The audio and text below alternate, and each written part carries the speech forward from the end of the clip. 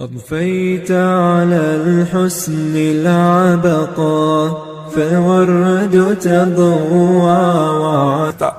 آپ کے سامنے حضرت سلیمان فارسی کا مشہور واقعہ ہے. بتائیے کیا رسول اللہ صلی اللہ علیہ وسلم کی آمد زبان زد عام یہودی عیسائی علماء میں تھی کہ نہیں؟ سلیمان فارسی اصبہان کی ایک بستی میں رہتے ہیں. عبداللہ ابن عباس کہتے ہیں خود مجھے سلیمان فارسی نے اپنا سارا قبول اسلام کا واقعہ سنایا، کیونکہ مشہور ہو گئے تھے. صحابہ کے اندر ان کی عمر کے حوالے سے بھی بڑی لمبی چوڑی روایات موجود ہیں. کسی نے کہا 260 برس، کسی نے کہا 380 برس، بہرحال ان کی عمر طویل تھی.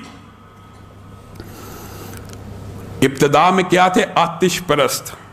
زرتشت بھی ایک مذہب گزرا ہے، کبھی موقع ملا اس کے حوالے سے بھی چند گزارشات آپ کے سامنے رکھیں گے. آتش پرست تھے اور ان کے والد نے ان کی تربیت ایسی کی کہ تو نے کاروبار کے اندر اپنے آپ کو مگن نہیں کرنا، تو صرف آتش پرستی کے اندر مگن رہ، یہ معبد خانہ ہے، اس کی خدمت کر، میں تجھے للہ فی اللہ وقف کرتا ہوں. اس دور کے اندر سلیمان فارسی کہتے ہیں میں کبھی آتش کدے کی آگ کو بجھنے نہیں تھا دیتا. ایک دن میرا باپ مکان کی تعمیر میں مصروف تھا، علاقے کا سردار تھا. اس نے کہا جا بیٹا جگیر کا چکر لگا کے آ. میں جگیر کا چکر لگانے گیا. یہ لمبا چوڑا واقعہ مختصر کر کے آپ کے سامنے رکھتا ہوں، پھر بھی واقعہ طویل ہے. کہتے ہیں میں گیا، رستے میں میں نے ایک گرجا دیکھا، میں نے ان کی عبادات کا طریقہ دیکھا، میں نے ان کی نماز دیکھی، میں اٹریکٹ ہو گیا. میں وہاں پہ مغرب تک، شام تک، سورج کے غروب ہونے تک وہاں پہ رہا. پھر واپس آیا، باپ پریشان تھا، کہاں رہ گیا تھا؟ تو میرے لیے بڑا محبوب ہے. بتایا میں ایک گرجے میں گیا، ان کی عبادت مجھے یہ آتش پرستی سے بہتر لگی ہے. اچھا تو وہاں گیا؟ کیا میرے باپ نے میرے پہ سختی شروع کر دی، زنجیریوں سے باندھ دیا اور کہا تیرے آباء و اجداد کا دین ہی سچا، خبردار تو کبھی عیسائی گرجے میں گیا؟ کہتے ہیں میں نے موقع پا کے ان کو کہا کوئی قافلہ، اس کا منبع اور مرکز کون سا علاقہ کا؟ شام کے علاقے میں یہ مذہب پایا جاتا ہے، جب کوئی قافلہ جائے مجھے بھی لے جانا. خدا کا کرنا تھا. وہ شام میں پہنچے، کہا وہاں پہ میں نے پوچھا کون بڑا عالم ہے؟ کہا اس گرجے کا جو پادری ہے. کہتے میں اس کی خدمت میں لگا رہا.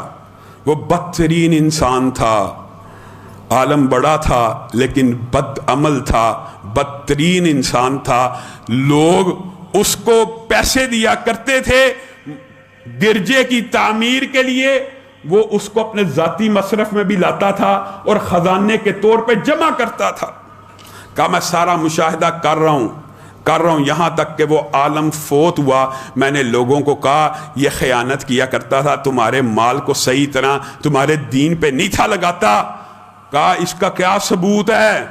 کہا آؤ میں تمہیں 7 مٹکے دکھاتا ہوں جس کے اندر اس نے تمہارا خزانہ بھرا ہوا ہے. وہ 7 مٹکے دکھائے. عیسائیوں نے اس عالم کو سولی پہ لٹکایا اور دفن نہ کیا. کہا اس کے بعد ایک اور عالم آیا، وہ بہت عمدہ تھا، وہ بڑا اچھا تھا، قول و عمل ایک جیسا تھا. میں اس کی خدمت میں مشغول رہا. مجھے اس سے ایسی محبت ہو گئی کہ اس جیسی محبت پہلے میں نے کسی سے محسوس نہ کی. میں اس کی خدمت میں لگا رہا. اس کا آخری وقت آ گیا.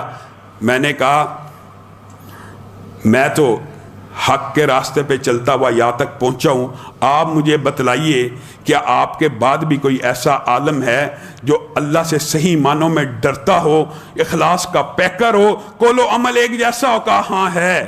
موصل چلے جاؤ. کہا وہاں پہنچا، وہاں پہ بھی ایسا عالم پایا، بہترین عمل. یہ بھی لمبا چوڑا واقعہ ہے. اس کی موت کا وقت آیا. میں نے کہا آپ کا پہلا ساتھی بھی بڑا عمدہ تھا، اس نے آپ کی طرف رہنمائی کی، آپ بھی بہت عمدہ ہیں، آپ کی میں نے خدمت کر دی، آپ دنیا سے جانے لگی ہیں. بتائیے کوئی اور آپ جیسا عالم دنیا میں ہے؟ کہا ہاں. نصیبین چلے جاؤ، وہاں پہ ایک عالم ہے. کہتے میں وہاں پہنچا، یہی ماجرا ہوا. اس نے کہا اس وقت جب آخری وقت آیا، دنیا کے اندر ایک بندہ باقی ہے میری نظر میں جو صحیح دین اور مذہب کے اوپر ہے، وہ اموریا میں رہتا ہے، اس کے گرجے میں چلے جاؤ. کہا میں اموریا پہنچا. وہ بہت بڑا عالم تھا، اس کی بھی خدمت کی، وہ قول و عمل کا ایک جیسا تھا، وہ پیکر اخلاص تھا، اس کا بھی آخری وقت آن پہنچا۔ میں نے پوچھا اب میں کیا کروں؟ کہا میرے علم کے مطابق اب دنیا کے اندر کوئی حق پرست یہودی یا عیسائی عالم باقی نہیں ہے، ہاں تجھے ایک بات کہتا ہوں، مجھے امید ہے وہ وقت بہت قریب آ چکا ہے جب ایک پیغمبر اور رسول کا ظہور ہونے والا ہے۔ اس نے حضرت سلیمان فارسی کو 2 سنگلاخ چٹانوں اور میدانوں کے درمیان نبی کریم صلی اللہ علیہ وسلم کی ہجرت گاہ کی نشانیاں بتلانا شروع کی۔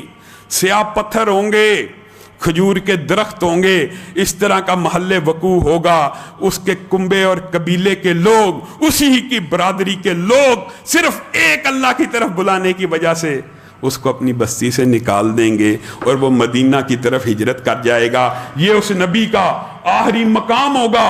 تو اگر چاہتا ہے حق کو پانا، ہدایت کو پانا، رشد کو پانا ہے تو اس علاقے کی طرف چلے جا۔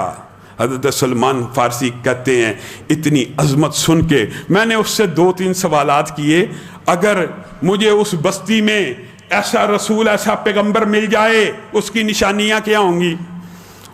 آپ مجھے بتلائیے، یہ جو میں واقعہ بیان کر رہا ہوں، یہ جو اموریہ کا، موصل کا، نصیبین کا، یہ جو سارے شام کے پادری، یہ راہب، یہ نبی کریم صلی اللہ علیہ وسلم کی نشانیوں کو کہاں سے پڑھتے تھے؟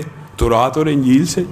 اور بتلانے کیا لگے ہیں؟ اموریہ کا راہب حضرت سلیمان فارسی کو کہتا ہے وہ نبی صدقہ قبول کرے گا لیکن کھائے گا نہیں۔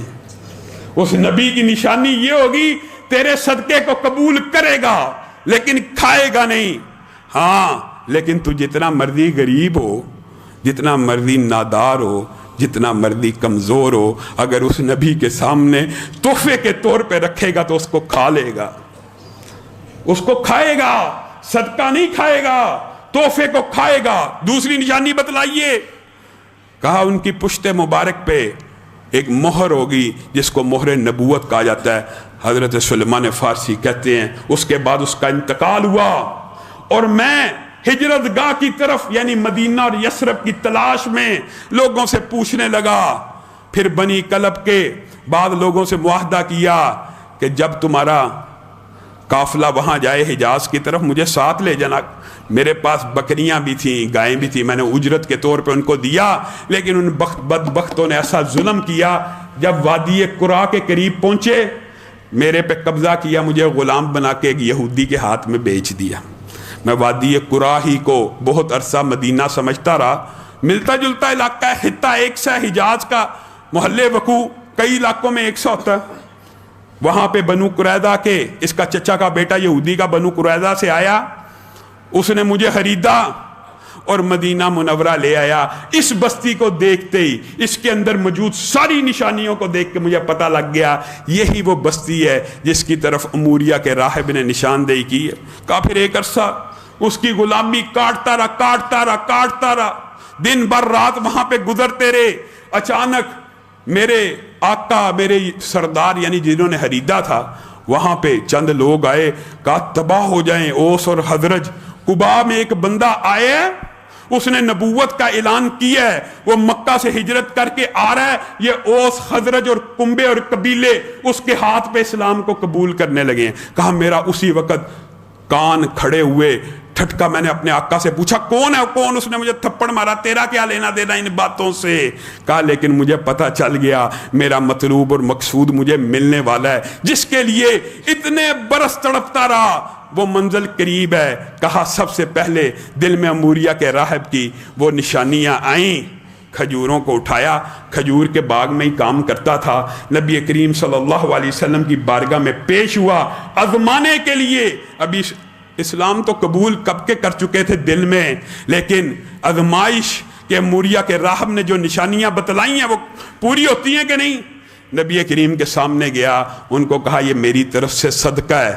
نبی کریم صلی اللہ علیہ وسلم نے بڑھ کے قبول کیا اور اپنے صحابہ کو کہنا شروع ہو گئے آؤ میرے ساتھیو، تمہارے لیے ایک بندہ کھانے کی چیزیں لایا ہے۔ صحابہ نے کھجوریں لی، نبی کریم نے منہ میں نہیں ڈالی۔ کہا ایک نشانی پوری ہو گئی۔ اگلے دن میں گیا، میں نے نبی کریم صلی اللہ علیہ وسلم کی بارگاہ میں تحفے کے طور پہ اس سے کچھ کم درجے کی کھجور رکھی، جو کل لایا تھا وہ اعلیٰ تھی، صدقے کی تھی، نبی نے ایک لقمہ نہیں لیا، آج کم درجے کی لایا، لیکن نبی کو کہا یہ آپ کے لیے تحفہ اور ہدیہ لایا ہوں۔ نبی کریم نے کہا مرحبا، بسم اللہ کر کے کھجور کو منہ میں ڈال لیا۔ میرے سامنے نشان، یہ تورات کے اندر، انجیل کے اندر راہبوں نے حضرت سلیمان فارسی کو یہ نشانیاں بتلائی تھیں، کہا ایک ہی نشانی رہ گئی تھی اور وہ مہر نبوت تھی۔ میں بقیع غرقد میں پہنچا، نبی کریم وہاں پہ پہلے صحابی کو دفن کر رہے ہیں، میں پیچھے سے جان بوجھ کے چادر کو کھینچا، مہر کو دیکھا، اس کو چومنا شروع کیا، اشہد ان لا الہ الا اللہ واشہد ان محمدن عبدہ ورسولہ کا نعرہ بلند کیا۔